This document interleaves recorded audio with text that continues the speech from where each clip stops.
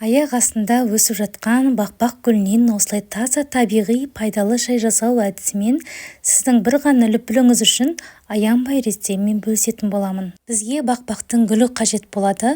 Тек қана гүлін теріп алыңыздар.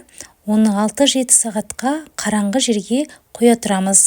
Одан кейін бетін шылқылдаған сулы орамалмен 14-16 сағатқа жауып қоямыз. Уақыт өткен соң гүлімізді ет тартқыштан өткізіп, ең минималды температурада гүлімізді кептіріп аламыз. Бақбақ гүлінен жасалған мұндай шайдың пайдасын айтатын болсам, құрамында С дәрумені, антиоксиданттар болғандықтан иммунитетті нығайтады. Салқын тыю, тұмау кезінде дене қызуын түсіруге, тер шығаруға қолданылады. Денедегі ісікті кетіріп, зәр айдайтын әсері бар.